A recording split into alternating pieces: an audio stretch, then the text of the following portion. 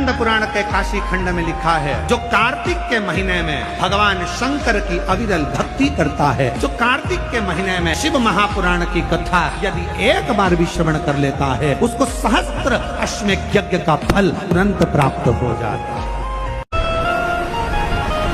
तब स्वयं भगवान विष्णु ने ब्रह्मा जी को भेजा और ब्रह्मदेव ने भगवान शरणानंद कार्तिकेय जी को देखा तो कह दिया, हे कार्तिकेय,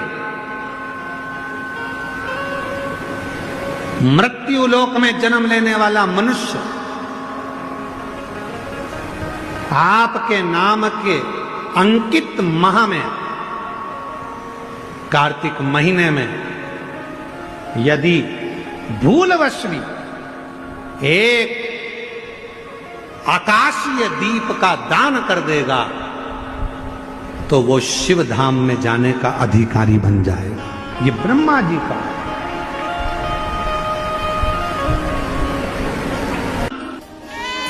और कार्तिक के महीने में ये पवित्र, जहां लोग कहते हैं कि कार्तिक के महीने में भगवान हरि और हर का मिलन हुआ है, कार्तिक के महीने में माता लक्ष्मी ने भगवान शंकर की आराधना कर कर भगवान विष्णु जी से वर मांगा, भगवान विष्णु को मांगा है। भगवान माता लक्ष्मी की माता जी, लक्ष्मी जी की माँ का नाम क्या था? माता जी का नाम ख्याति देवी। ख्याति देवी क्या कर रही थी? भगवान शंकर के साथ लक्ष्मी जी का विवाह कर रही थी। तब शिव जी से ख्याति देवी ने कहा, मेरी बेटी लक्ष्मी का विवाह मैं तुम्हारे साथ करना चाहती हूँ। शंकर भगवान ने कहा, नहीं, मैं लक्ष्मी से शादी नहीं कर सकता, क्योंकि लक्ष्मी जी का विवाह तो आप नारायण के साथ करें। लक्ष्मी जी ने शिव जी की इतनी आराधना करी, इतनी आराधना करी, बाबा देव अधिदेव महादेव ने पूछ लिया, लक्ष्मी तुम क्या चाहती हो? लक्ष्मी जी कहती है, मैं नारायण को प्रेम करती हूँ, भगवान विष्णु से विवाह करना चाहती। बस इतनी सी बात। लक्ष्मी, मैं तुम्हें वर देता हूं, कार्तिक के पूरे महीने में लक्ष्मी तुमने मेरे मंदिर में दीप जलाया है, कार्तिक के पूरे महीने में लक्ष्मी तुमने मेरी आराधना करी है, मैं शिव लक्ष्मी आज तुम्हें वर देता हूं कि तुम्हें भगवान नारायण प्राप्त होंगे। और जो कार्तिक के महीने में जो शिव का स्मरण करेगा, जो लक्ष्मी का पूजन करेगा, उसके घर में नारायण लक्ष्मी दोनों प्रवेश करेंगे, उनका उद्धार करेंगे। के महीने का एक सुख प्रदान किया है, एक आनंद प्रदान किया है, एक रसतत्व प्रदान किया है। कार्तिक के महीने में भगवान को मना कर रहूंगा, क्या दूं मैं शिव जी को, क्या प्रदान करूं मैं शंकर भगवान को? एक बेलपत्र, 3 शमी पत्र, बहुत ध्यान दीजिएगा।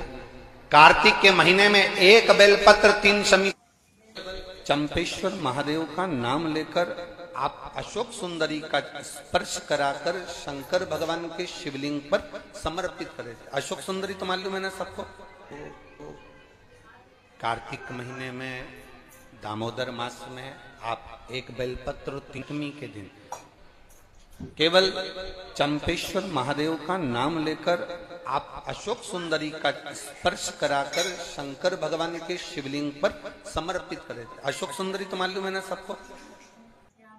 सुंदरी का स्पर्श कराकर शंकर भगवान के शिवलिंग पर समर्पित करें। तुम साल भर पहले जितना कमाते थे, वर्ष भर पहले तुम जो व्यापार व्यवसाय कर रहे थे, साल भर से जो नौकरी के लिए प्रयास कर रहे थे, उसमें सफलता आपको अगले वर्ष की दामोदर मास आने से पहले मिली कि नहीं?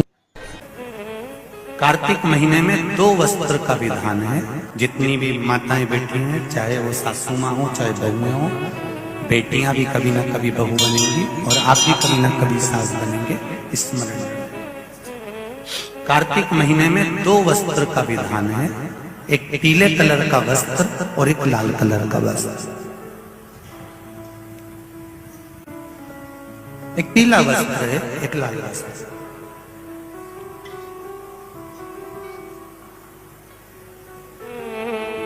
कोई माता नहीं होगी जो अपने घर में तुलसी जी का पूजन नहीं करे।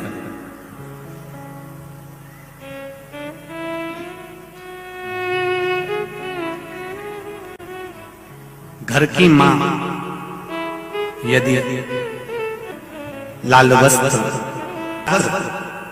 अगर कार्तिक महीने में तुलसा महारानी पर ओढ़ाया जाता है और वही वस्त्र बाद में रख लिया जाता है संभाल कर, तो उस घर में किसी कर्म गति के कारण भी अगर अपशब्द निकल रहे होते हैं तो वो अपशब्द वो वस्त्र रोक लेता है, वो वस्त्र रोकता है। कौन सा वस्त्र? लाल वस्त्र, पीला वस्त्र। इन 5 दिन में अगर तुलसा महारानी को चढ़ाया जाता है और उसको रखा जाता है तो जिस नारी के गर्भ से संतान नहीं भी हो रही होती है उसके कक्ष में अगर वो वस्त्र कुछ दिन तक रखा रहता है तो ये निश्चित आती है कि गर्भ ठहरता जरूर है।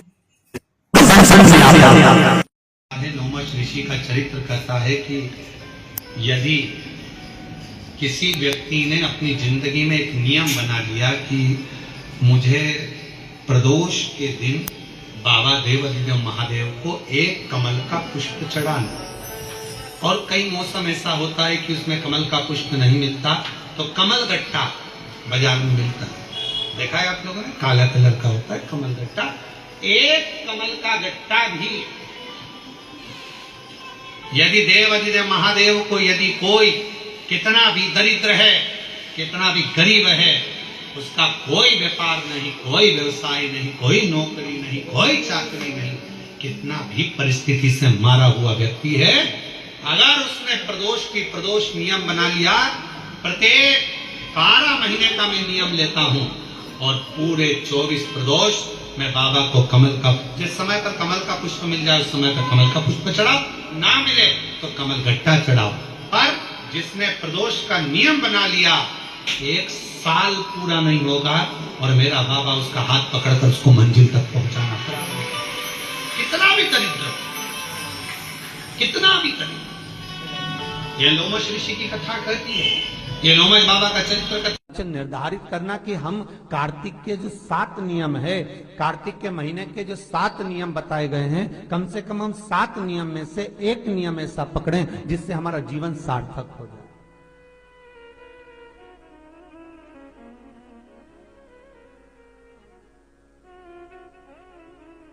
आप भले 7 नियम नहीं कर रहे कार्तिक के, भले एक नियम करो, पर वो नियम हमारा पूर्ण चलना चाहिए, उसकी नियम की पूर्णता पूर्ण होना चाहिए।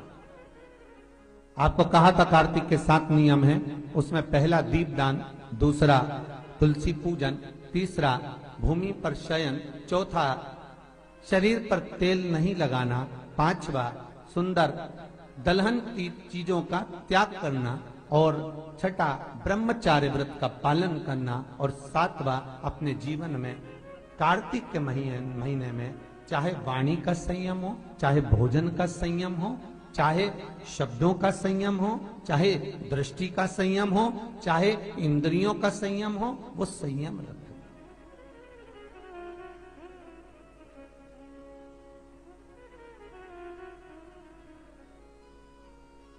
वो संयम धारण करना।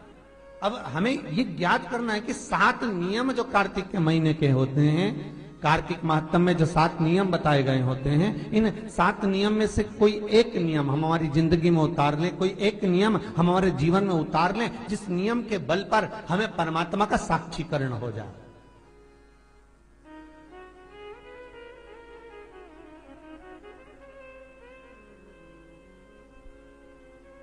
कोई एक नियम, अगर आप दीप दान कर रहे हो कार्तिक के महीने में, प्रतिदिन आपने 1 महीना तक दीप दान करा महाराज, तो ये भी आपका एक नियम है। 1 महीने तक आपने जो तुलसी में जल चढ़ाया, ये भी आपका नियम है। आपने अगर वाणी पर संयम रखा है, ये भी आपका है। महाराज एक बहुत सुंदर बात कार्तिक के माध्यम से लीजिएगा अपने जीवन में उतारने के। कार्तिक के महीने का 7वां नियम याद रखना, संयम।